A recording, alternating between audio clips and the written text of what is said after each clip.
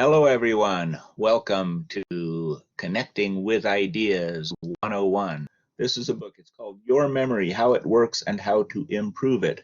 So I will read some of it to you. It's written by Kenneth Higby. My guess is he's retired. I think he's old enough. Can you read it? You could read it if you wanted to. I guess he's from BYU, and he's in the psychology department, and he definitely knows his subject. This book is about half how memory works, the psychology of it, sometimes the physiology of it, and about half how to use your memory, how to improve it. So the things that are called mnemonics, things that will make you a powerhouse in your mind, if such a thing is possible. And also this book, it has like footnotes at the end. It's it's a college book. It's a college textbook. I think he uses it for his own class.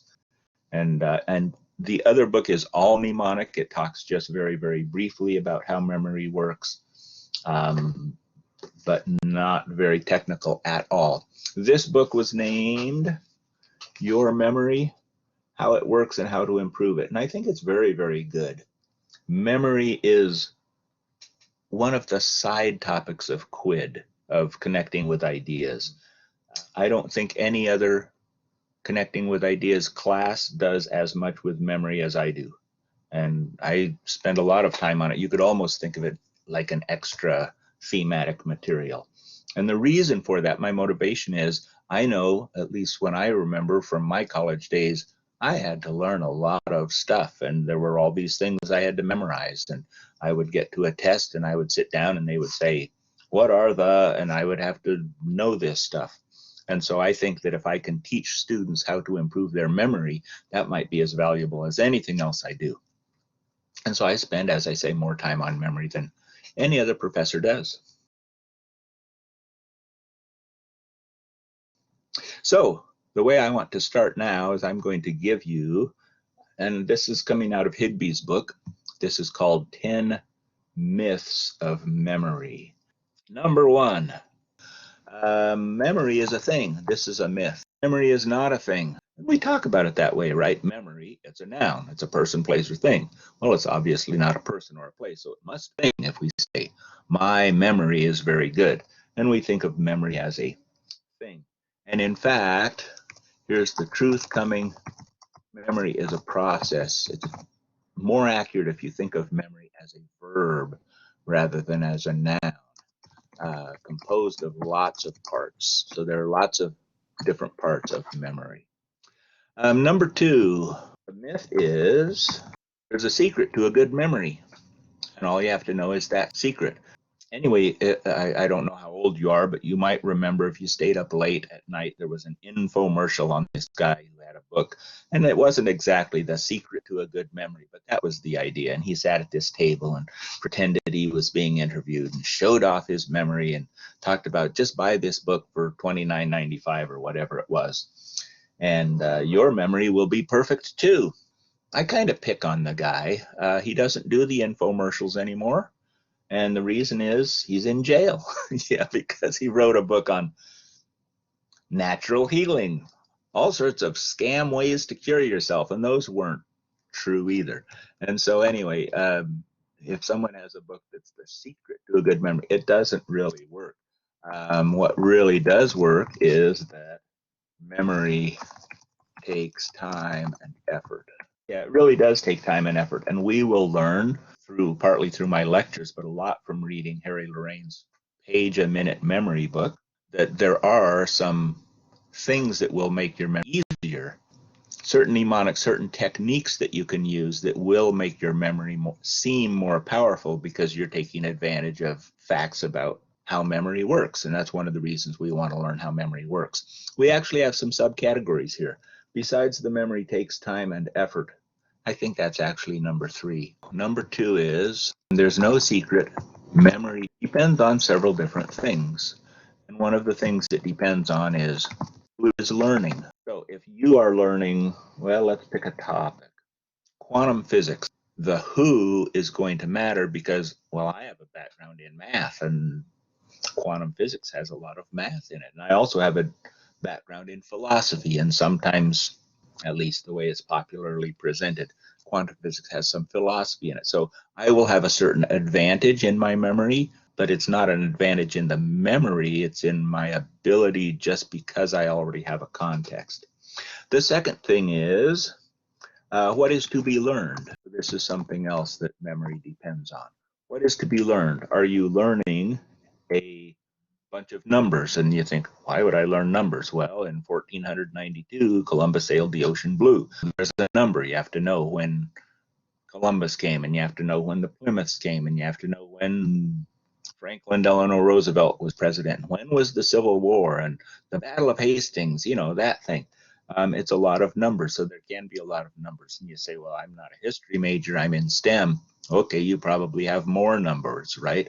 In chemistry, you have Avogadro's number. It's named a number, and you have to know what it is in order to calculate the mole of some substance. Besides numbers, you might be learning a poem, right? You're in an English class and you're trying to memorize poetry, or maybe you're memorizing poetry for fun, or I don't know, a talent show or a church event. You might be memorizing scripture. People do that sometimes. Higby, being from BYU, mentions that at least once in the book as an example of something you might want to do. You might have to memorize a speech, right? You're in a communication class. Most of you will give at least one speech in college, and you have to memorize it. And there's the question, are you memorizing it word for word, or are you memorizing the main points and you can improvise a little bit? So the second thing is what is to be learned. Book chapters, you might want to learn, topics in a book. Maybe you have to learn the phases of mitosis, right? The third is, how will remembering be measured? We will have several different ways that we examine in a little more detail later in this course. You're thinking in your mind, well, I'm going to be measured because it's a test, right? There's a test and they're going to ask me, well, yes, but what kind of test? Is it multiple choice? Is it fill in the blank?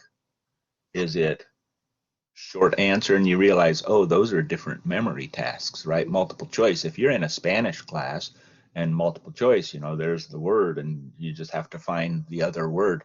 That's a lot easier than, here's a word, fill in the blank, give me the other language. That's harder. It requires active memory. So that's the third. The fourth is, what kind of remembering is required? And the idea here is, I mentioned learning poetry. Well, that's rote memory. If someone says Edgar Allan Poe, The Raven, and you say, well, it's about this guy sitting in a room and this bird comes and it keeps saying the same thing. And well, that's nice. You've remembered it. You remembered it, but you haven't memorized it, right? Once upon a midnight dreary, while I pondered weak and weary, and I could do a stanza or two. Word for word remembering. If you have to remember ideas and concepts, those are different too. And number 5, how long will remembering be required? And the idea here is, well, how long do you have to know this, whatever it is you're learning? And the cynical view is, well, for 16 weeks, right? Because there's your final exam, and you never have to know anything about the Battle of Hastings ever again, because you've fulfilled your history requirement and you're done. You can take classes you really want, unless, of course, history is what you really want. I'm being, as I say, cynical here, but practically, how long do you want to remember? I'm going to go to the store later today and I'm going to buy milk. And if I had 3 things to remember, well, I have to remember those 3 things. And how long do I have to remember them? Well, like while I'm in the store, just so I don't have to make 2 trips. But I don't have to remember it 16 weeks. There will be other things. Let's not be cynical. If you're a chemistry major and you learn something in freshman chemistry, you need to remember it longer than 16 weeks, because when you get to organic chemistry in your sophomore or junior year, you'll still need to know some of those things. And so all of these, right, there's no secret to a good memory, no secret, because memory depends on lots of different factors. Myth number 3 is, there is an easy way to memorize. And this is the one I messed up, and I've already told you what the truth is. The truth is, memory always takes time and effort. This is a good thing, because what this means is Well, let me go to number 4 and we'll tie them together. Here's number 4. Some people are stuck with bad memories. You all know that guy, Fred. Well, yeah, Fred. Reading that book isn't going to help him because Fred has a really bad memory and there's nothing that can fix it. And the truth is, everyone can improve their memory, what? With time and effort. See this time and effort and a knowledge of memory techniques. So if you know some things about how memory works, and if you know some of these mnemonics that we'll learn, and you'll learn a lot of them in Lorraine's book, in the Page a Minute Memory book, then your memory can improve. Number 5, this is kind of the opposite thing. Some people are blessed with photographic memories. And there's a lot said about this. There is such a thing as that some young children have, and they grow out of it. And it's kind of like a photographic memory, but people don't have photographic memories the way science fiction movies or even ordinary movies sometimes will have someone who has this amazing memory and they pick up a book and they look at each page and they go flip, flip, flip through the pages and they're looking at each page and then they recite the book. No one can do that. There are stories I love to tell. The story goes there's this medieval, so this is 1500s, early 1500s, near Calcutta in India. And there was this Hindu theologian, I guess you'd call him, wrote lots of books, and he came from a family that they had written lots of books. And this guy was well respected.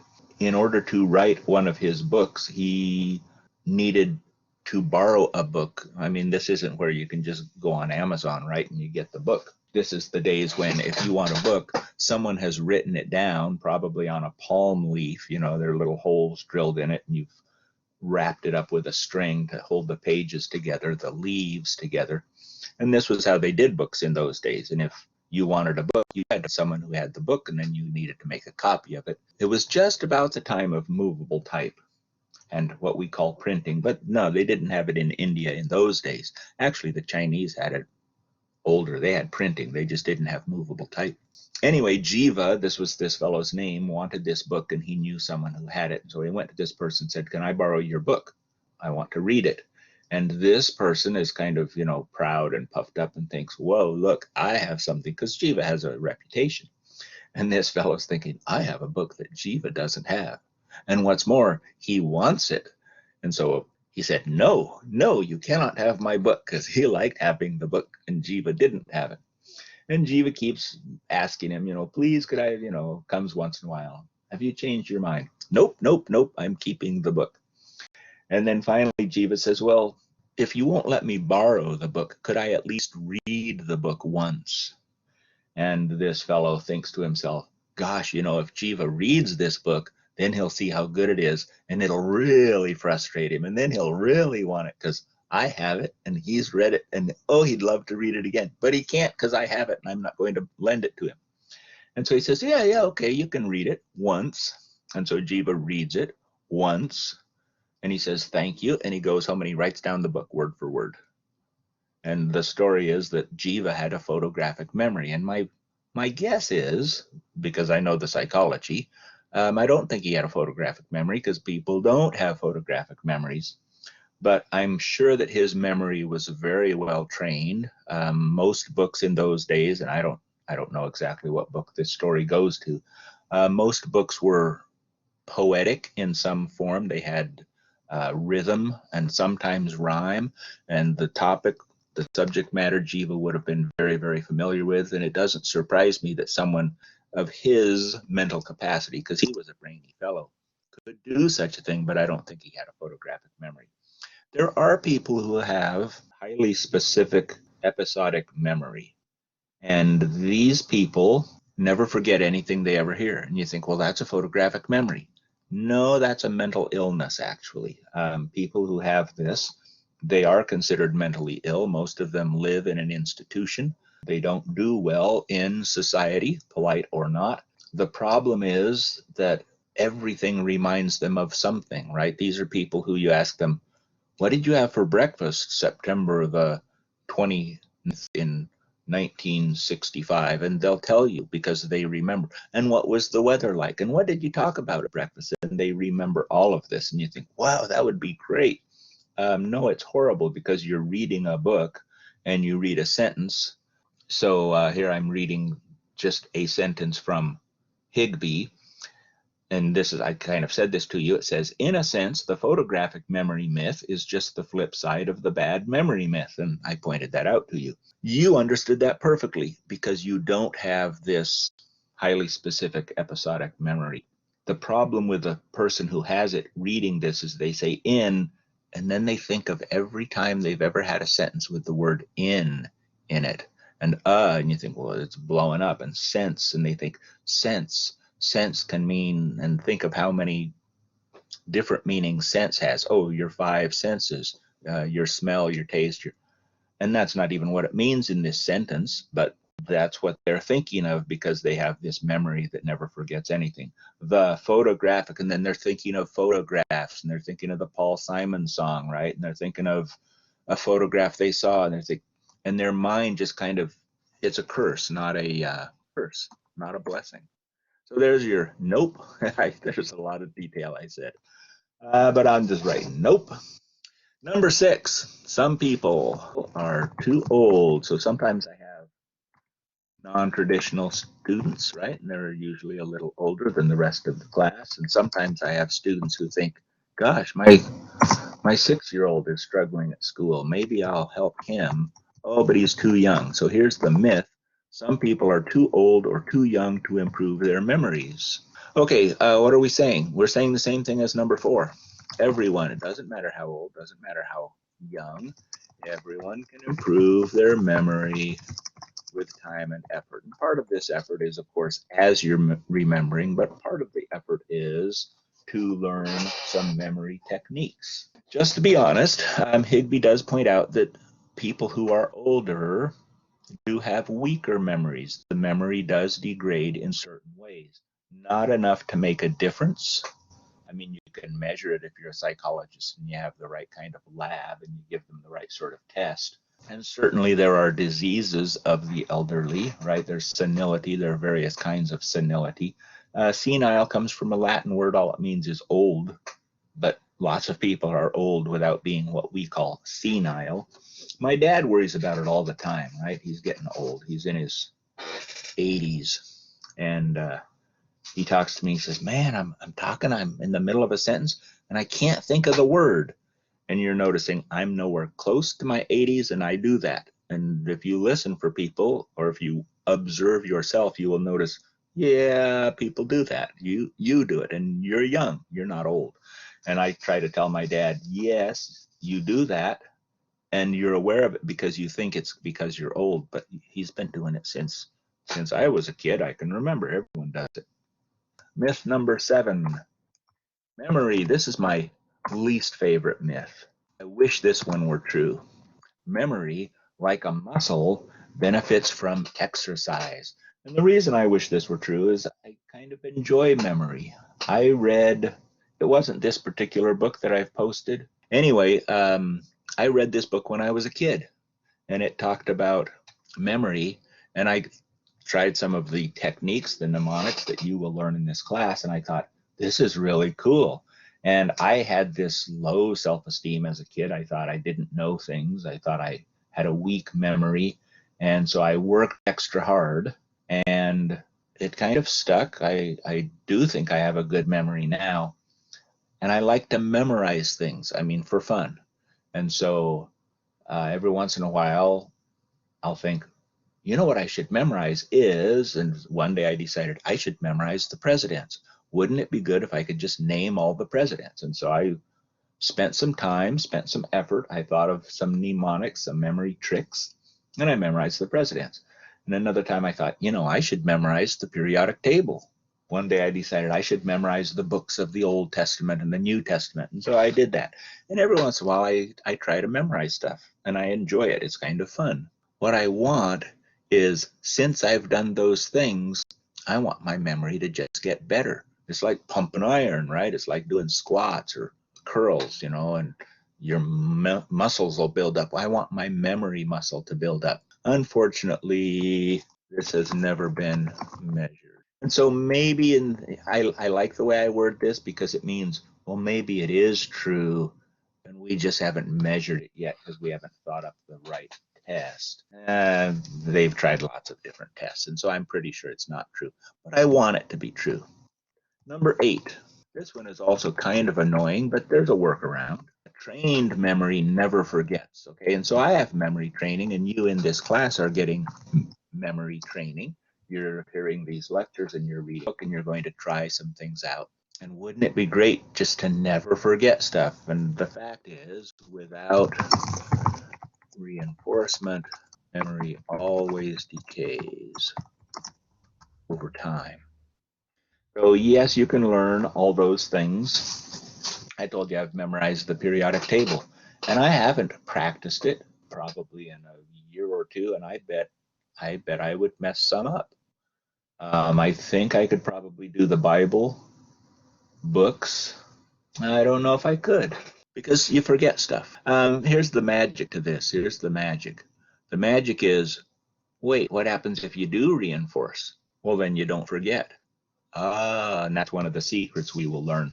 There are no secrets, but if you want a secret, that's the secret, is reinforce your memory once in a while, and then you won't forget.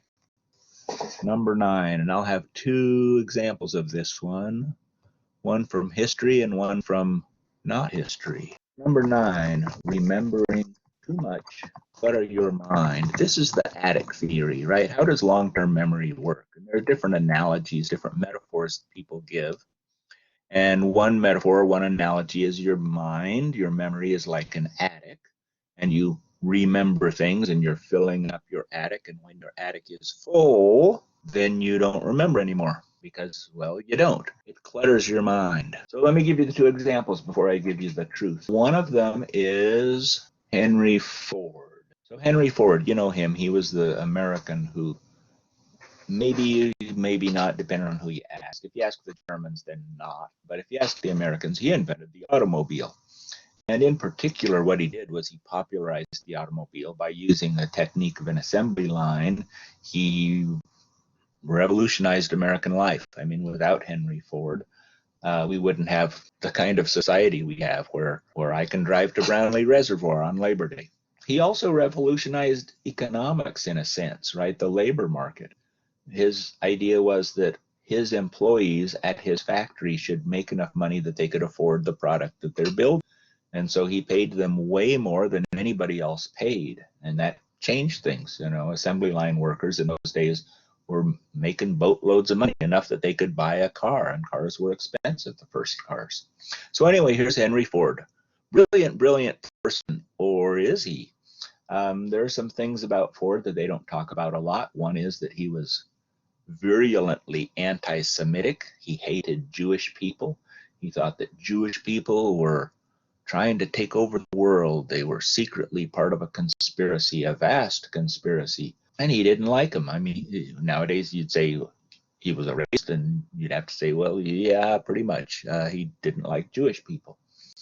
And for this and other reasons, one of the New York newspapers once published an editorial against some of Henry Ford's views, and they called him an idiot. And yeah, that's like, what? You're not supposed to, yeah. They called him an idiot. And you think, people do that all the time. I mean, think of what they write about our politicians and sports heroes and what, there's a lot of negative press. But in these days, this was kind of extreme. And Henry Ford took umbrage at this and sued the newspaper for libel. He said they had slandered his good name by calling him an idiot. And so here's this lawsuit, right? He's seeking damages against the newspaper. And the newspaper, in its defense, called Henry Ford to the stand. And they said, what year? I mean, they ask him questions, right? He's testifying. They say, what year was the American Revolution? And Henry Ford says, I don't know, because he didn't know. And they say, well, what are the planets in the solar system? And he says, I don't know. And they say, well, what about, and they ask him all these questions. And it's kind of like, if you remember that old show, Are You Smarter Than a Fifth Grader, right? And they'd have grown-ups, and they'd have fifth graders, and they'd ask them stuff about penguins, and the fifth graders would know, and the grown-ups don't. And part of the reason is, well, it's number 8, right? The reason is, yeah, you learn stuff in fifth grade, but then you forget it. I'm sure I learned about penguins, but I don't remember it now. It's like, yeah, penguins, they're black and they're white, and they live somewhere, and I couldn't tell you a name of a penguin. But there you go. They're asking Henry Ford all these questions, and he finally says, look, I have important stuff I need to know. I don't clutter my mind up with trivia and facts that aren't important. This was his defense, right? And the newspaper's trying to prove he's an idiot because he doesn't know all the stuff that all the rest of us know. And Henry Ford said, no, I don't want to clutter my mind. So there is your historical example of someone who did believe this myth. The non-historical, it's a fictional example, is Sherlock Holmes. And you think, well, Sherlock Holmes, yeah, he was smart. I mean, that's the whole point of the books, is how smart he is and how Watson never can keep up with him. All those things that Watson doesn't. Yeah, but in the early stories, Watson points out that there were lots of things that Holmes didn't know. I mean, there were all kinds of things. He did not know that the Earth went around the sun. He thought the sun went around the Earth. And you think, well, who wouldn't know that? And Watson called Holmes on this once, and Holmes said, Watson, I have so many things I need to know. I don't want to clutter my mind with all this trivia. It was pretty much the same thing that Henry Ford said. Actually, the Holmes stories were written a little earlier, and so I guess maybe Ford was quoting Sherlock Holmes, quoting Watson. Arthur Conan Doyle wrote the things. But here's the fact then. So those are 2 examples of people who do believe this, and you've met people who thought this. Remembering too much can clutter your mind. On the contrary, there is no known limit to long-term memory capacity. And psychologists have studied this, and nope, there's no limit that anybody knows. You can learn as many things as you want, if you're careful. We'll have kind of it's not a counter example because it doesn't involve capacity, but we'll have a thing called interference that we'll learn later in this class. And this last one, this is kind of my favorite because you hear it a lot. I get to talk about Scarlett Johansson, right? You've heard this one. People only use 10% of their mental potential, and sometimes you hear it 1% or 3% or whatever. And the example I like to give, of course, is the movie Lucy. If you've seen the movie, it does star Scarlett Johansson, and it's an action movie, and oh boy, it's fun to watch. At the beginning of the film, Lucy is trying to pay off this debt of this boyfriend, and so she agrees to be a drug mule for this Korean gang. And what they do, instead of placing it in one of her cavities, and I don't mean teeth, what they do is they actually cut open her abdomen. I guess there's an abdominal cavity, so it's still a cavity. It's just not the one you're thinking most drug mules use. She wasn't going to swallow something. They cut her open, and they had this big plastic bag of this purple crystal, and they put it inside her and sewed it up. And then she gets on the plane, right, and she's going to fly somewhere. Well, what happens is on the way, there's this altercation, and she's kind of in a fight, and she takes a blow to her abdomen, and this bag breaks open. And this entire, I mean, it's a lot of drug. I don't know how they fit it in her stomach without people noticing. Hey, what's that? Oh, baby bump. No, it's in the wrong place. What is that? It would look weird, the amount they put in her. I think it would show, even under bulky clothes. Anyway, this purple stuff is coursing through her bloodstream, and what it does, and Morgan Freeman is also in this movie, right? And he's this scientist, and he's giving these lectures in Paris, France, about what would happen if we could use more of our memory, because we only use 10% of our brains. And if you could use more of your brain, well, and that's what this purple crystal is doing to Lucy, the Scarlett Johansson character. And every once in a while, there's a card on the screen, it says 10%, and then it says 12%, and it shows how she's improving, and she is able to just read a book. She just flips through it. And at one point she's in Hong Kong, and so she turns on YouTube and watches videos for a couple minutes, and then she's fluent in Chinese, right? She walks around and she can talk Chinese, and then 20% and 30%, and now she's able to change her body, right? Because she's using more of her brain, and so her hair can change from blonde to brunette while she's walking down a hallway. She starts being able to move things with her mind, right? Telekinesis, and anyway, all these different powers. And I don't want to give the movie away. It's fun to watch. You should go see it if you haven't. It's probably on Netflix. It probably isn't, but if it is, you should watch it. It's fun. No, this is unfortunately a total lie. I mean, it's a great movie, but no, people don't use only 10% of their mental potential, and there's no purple powder that does that anyway. It was all science fiction. What's the truth? Everyone uses all of their brain. Kind of a simplistic way to put it. But here's the thing. Your brain is about 3% of your body weight. That's how big your brain is. It's about 3% of your body. It uses about 20% of your body's resources. This is the oxygen and the glucose. Your brain runs on glucose. Yeah, literally, your brain runs on sugar. Sometimes I tell students, before a test, you should eat a donut. Any excuse for a donut. That's a good one. Yeah, everyone uses all of their brain. If you didn't use all of your brain, then your ancestors, your great, go back to the caveman ancestors, they would have evolved differently. They wouldn't use 20% of your body's resources on something that they're only using 10% of. Evolution would have fixed that mistake. And so, yes, you do use all of your brain.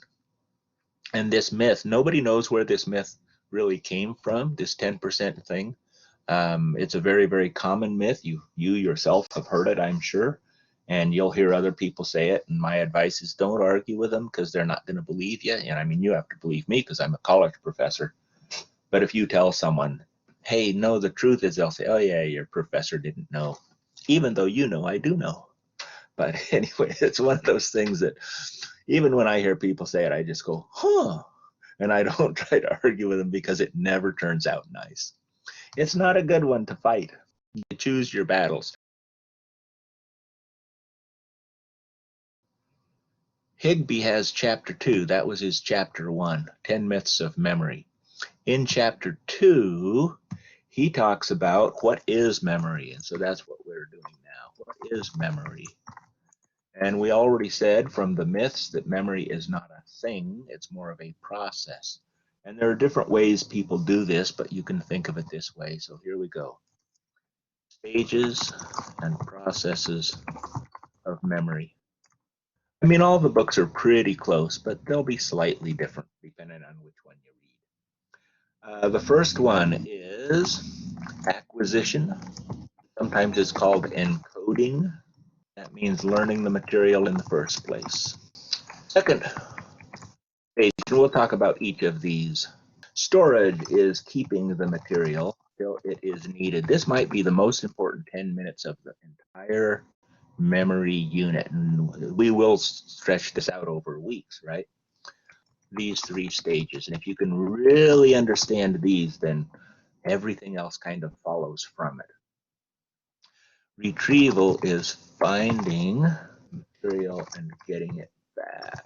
So Higby says you can remember these as the 3 R's, and you think 3, I see 1 R, but what the 3 R's? The 3 R's of remembering: recording, retaining, retrieving. And so I'll put that down here. So recording is learning the material in the first place, your acquisition and coding. Think of a file cabinet, right? The thing you want to remember. So your mind is a file cabinet. And the thing you want to remember is it's some piece of paper, right? It's something written down on a piece of paper, and you need to file it away. So the acquisition and coding is, well, you have to put the stuff on a piece of paper, right? You're in a meeting, and you want to remember what was discussed in the meeting. Well, those are the minutes, and you write them down on this paper. That's the acquisition and coding.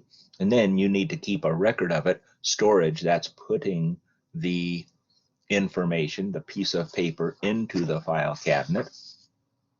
And later on, you want to remember it. That's going to the file cabinet and finding that file folder, right? And pulling it out and finding the piece of paper in it.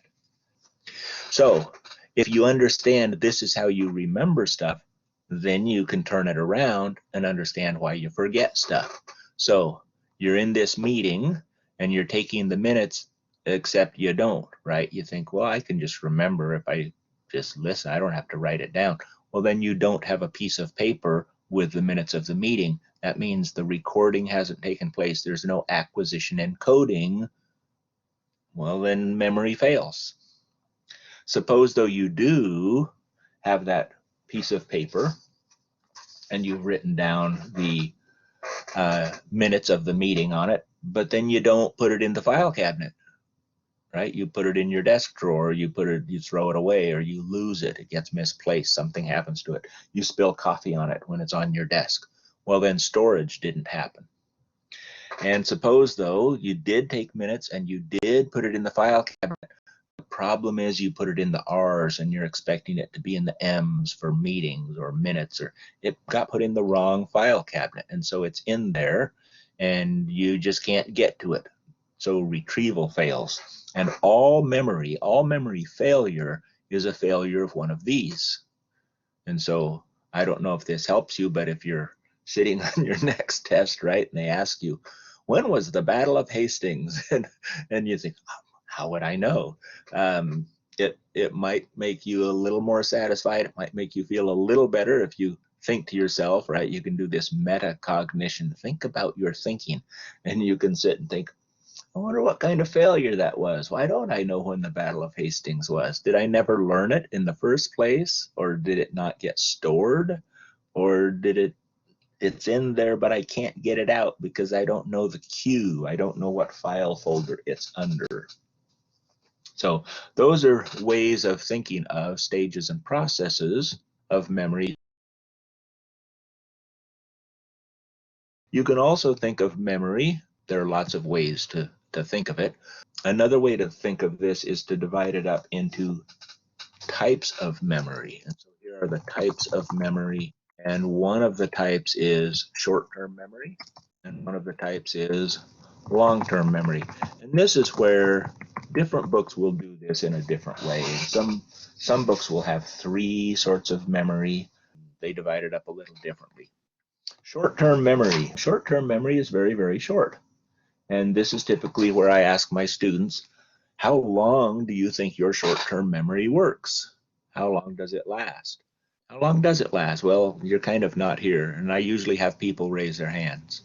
How many think it lasts for a day? And I'll get a few people. How many think it's only an hour? And I get a few more people, and I think, what, only an hour short term? And anyway, I play with them and I tease them. It lasts about, short-term memory lasts about 3 seconds. Maybe only 2 seconds. It doesn't last very long at all. And you're thinking, well, what good is that? Okay, we'll come to that in a second. It's very easily disrupted. So short-term memory, it lasts about 3 seconds. It's very easily disrupted. And this is the example I give in my class. It's out of Higbee's book. And just listen and see if you can do it. So here I go. I'm going to say a number and you repeat it back to me, and you don't have to type it or anything. You're sitting at your kitchen table or maybe in a classroom using CWI Wi-Fi, and when I get done with the number, you just say it back. You just say it out loud if there's not a bunch around you. Maybe you're listening with headphones. Here's the number. Ready? 8293. And then you say it, and you're thinking, that was easy. What's the big deal? Okay, let me do 27136. And you're thinking, yeah, fine, I said it. What's the big deal? And I would do this for a while, and then in a little bit, I get to this one. Repeat this one. 3, 8, 2, 7, 4, 9, 5, 6, 2, 8, 6, 0. And you're realizing, what? It's like, what? I know a guy that can do that. He's not using his short-term memory. He's using his long-term memory, and he's using a mnemonic. But if you're using your short-term memory, and that's what we were doing, you can't say that number. It took longer than 3 seconds to say it. And it's very, very easily disrupted. If you hear anything different, typically, that's the limited capacity, right? So how many digits can you remember in your short-term memory? Probably about 7. I always say 5 plus or minus 2. Yeah, 7 is a good number. 5 plus or minus 2. And if it's a good day, then the plus, right? You can remember 5 plus 2. Yeah, you can memorize 7. And if it's a bad day, you didn't sleep well and you haven't had your coffee and you keep thinking of that thing that happened when you're driving and that guy, oh man, you're distracted, right? And then it's 5 minus 2. So 5 plus or minus 2. Your short-term memory, it's kind of variable. Time of day, lots of things. When was your last meal? That can affect your memory. Short-term memory lasts about 3 seconds. It's easily disrupted, has a limited capacity. Well, what good is it? Well, it's really, really good. Right now, you're listening to my conversation. And the conversation, the processing you're doing is all being done in short-term memory. There's a word and then another word that follows, actually several words, and you're putting them together. You are chunking them into phrases, and your short-term memory is responsible for that. Sometimes this is called primary memory. Sometimes it's called working memory. Again, it depends on what book. What are some things you can do with your short-term memory to make it better? One thing you can do is improved by chunking. And this idea of chunking is, well, suppose your short-term memory has a capacity for 7 things, 5 plus or minus 2. Well, if you want to remember more than 5 things, we'll group them together, chunk them. Just think of any phone number you know. There's an area code, right? And then there's the prefix. Yeah, there's 3 digits. And then there's the 4 digits at the end. And so when I was a kid, I knew. Nowadays, of course, I don't know any because Siri knows my phone numbers. I say, Siri, call my wife, and she calls my wife. I do know my wife's phone number. I don't know her work phone number. I know my dad's phone number. Yeah, from 30 years ago when I was a kid. Now he has a cell phone, of course. He still has that old number, and I call it sometimes. And I know it because I learned it in those days. But he has a cell phone number. I don't know it at all. I'm thinking, well, at least I know the area code. No, because he's in a suburb of Chicago and they changed the area code. And I couldn't guarantee that I even know the area code because I never learned it. What was that a failure of? That was a failure of acquisition and coding. I never learned my dad's phone number, so I don't know. If you say you don't remember it, well, I never even learned it. I didn't forget it. I just never knew it. It has a 6 in it, I think. Yeah, big deal. So what can we do? We can improve by chunking. And so what we learn is an area code, that's one thing. And then we learn a prefix, and that's another thing, right? So Boise has so many different prefixes and more now with cell phone days. But in the old days, there were certain 3, 6, 7 or whatever it was. And you kind of learn that as a unit, and you don't think, well, that's 3 things. No, that's one thing. Well, I grew up in Caldwell, and it was 459. And they were all 459, and that was just one thing I had to know. So 208, 459, and then whatever my friend's phone number. And I'll just make up some digits. I'll use the one that we just did from Higbee's book. So this isn't someone's real phone number, but it's 8293 and short-term memory. You say, yeah, I got it. But you wouldn't even do that. No one remembers 8293. What they remember is 8293. And what did we just do? We chunked the numbers. We put them together. And I'm only remembering 2 things, 82 and 93. And I don't have to remember 4 things. And so, hey, my short-term memory is more powerful. I'm still limited, 5 plus or minus 2. But I'm chunking things. Chess experts. We know part of this from things that have been done with chess experts. So you have a grandmaster, someone who's very, very good at playing chess, and you set out a chess board and some position in a game, and you let them see it for, 10 seconds or 30 seconds. Then you cover it up, and you say, okay, where were the pieces? Where was the rook? Where were the pawns? Where was the king? All the different pieces. And the chess expert just writes them all down, and they're perfect. And it's like, whoa, look at that memory. Then you do that with the ordinary mortal, right? Someone who doesn't play chess a lot or much at all. And you show them the same position, and then you cover it up and you say, where was, and they don't know squat, and they're frustrated. They think you're wasting their time because I don't know this game. How am I supposed to remember stuff like this? Well, obviously it's possible because the chess expert is doing it. Well, this isn't impressive yet. Let's do the next phase of the experiment. What they do then is, instead of having a position in a game, what they do is they randomly place the chess pieces on the board. Here's a spot, put a pawn there. Here's a spot, put a bishop there. Here's a spot, put a rook there. Here's a spot, put another pawn.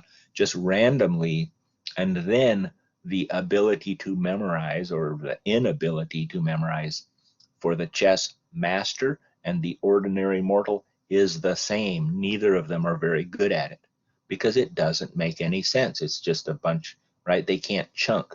When a chess expert looks at the board, they look at one corner and they say, oh, they've castled queenside, right? It means something to them. And they kind of see that as a chunk. And so they're able to memorize it better. That's also an example of putting meaning in. We'll talk about that when we get to that. Another way to improve short-term memory, so we said you can improve by chunking. You can also improve, I'm going to put repetition. So this is me when I'm a kid. Is I look up, I'm going to use this number again. What was it? 8263. See, I don't know what it is. 8293. I need to call up this phone number, a hardware store or whatever. We used to have these books. You kids don't know about it. They were called phone books, and they were paper, kind of thin paper, and it listed all the phone numbers of everyone who had a phone in your location. Yeah, now you just Google it. What are you doing with a phone book? We get phone books. We got one the other day. They put it in a plastic bag and leave it on your porch, and my wife comes home and she sees it and she picks up the plastic bag and walks over to the recycle bin and drops it in. And I wish we could tell someone, hey, quit giving us those books because we're not even taking it inside the house. But they used to have phone books, and they were very, very important, very, very valuable. And you'd go and you'd look in the phone book, and you might only have one in your house. You might have more than one phone, depending on where you put it. Ours was probably in the kitchen drawer. You'd open it up and it says 208. You don't have to know 208 in those days. It says 459-8293. And so there's this 8293. And what you would do is you can kind of remember the 459. Well, the phone's across the room. It's not a cell phone that's in your pocket. You have to walk to it. And so what I used to do when I was a kid is I'd say 8293, 8293, 8293. And there's the repetition. I'm walking across the room toward the phone, 8293, 8293. Cool. Repetition. It makes my short-term memory last a lot longer than 3 seconds because I'm saying 8293, 8293. Have I put it in long-term memory? No, tomorrow I won't remember it. But I only have to remember it long enough to get to the phone. And so that's the repetition. What about this easily disrupted? So I'm walking to the phone, 8293, 8293. And as I'm walking, my brother says, hey, what time's that movie we're going to tonight? Was it at 7:30 or 8:30? And I say 8 to 7:30. Oh, shoot.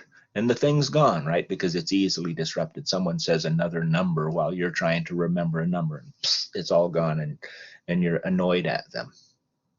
Long-term memory, we already know that memory does decay, but if you have reinforcement, long-term memory doesn't go away. Long-term memory is less easily disrupted. It can happen, and we'll talk about why.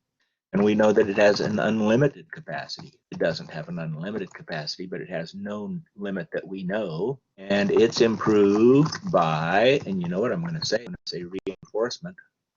It's also improved by mnemonics, which we will learn later in this course. You'll learn them earlier in Lorraine's book, the Page a Minute Memory Book, as you read that. So that's a good place to stop, I think. Chunking, what good is it? Long-term memory. We still have a lot more to talk about long-term memory. That's where we'll start next time.